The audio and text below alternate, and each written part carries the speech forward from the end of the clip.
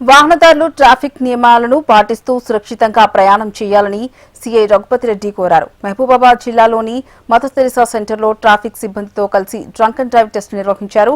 వాహనదారులు మద్యం సేవించి వాహనాలు నడపరాదని, ద్విచక్ర వాహనదారులు హెల్మెట్ ధరించాలని, కార్లు తదితర 4-వీలర్ వాహనదారులు సీట్ బెల్ట్ ధరించాలని విజ్ఞప్తి చేశారు. డ్రంక్ అండ్ డ్రైవ్ టెస్టుల్లో మద్యం సేవించి వాహనాలు నడిపే వారికి కోర్టు ద్వారా జరిమానా విధించడం జరుగుతుందన్నారు. నియమాలను ఉల్లంఘించిన వారి వాహనాన్ని సీజ్ చేసి లైసెన్స్ను రద్దు చేయడమే కాకుండా చట్టపరంగా చర్యలు తీసుకోవడం జరుగుతుందని హెచ్చరించారు.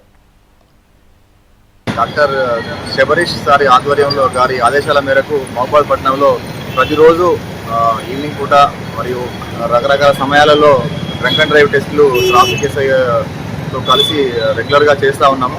డ్రంక్ అండ్ డ్రైవ్ ఎవరైనా డ్రంక్ అండ్ డ్రైవ్ చేస్తే వాళ్ళకి కోర్టు ద్వారా పనిష్మెంట్ ఇష్యూ చేసి ఫైన్లు వేయించుతున్నాము. కాబట్టి ప్రజలందరికీ విజ్ఞప్తి ఏంటంటే ఎవరు కూడా డ్రంక్ అండ్ డ్రైవ్ చేయకూడదు. అంటే తాగి బండ్లు ఎవరు నడపకూడదు. అది మీకు ప్రమాదము, రోడ్ల మీద వెళ్లే వారికి, ఇతరులకి, పాదచారులకి అందరికీ ప్రమాదం.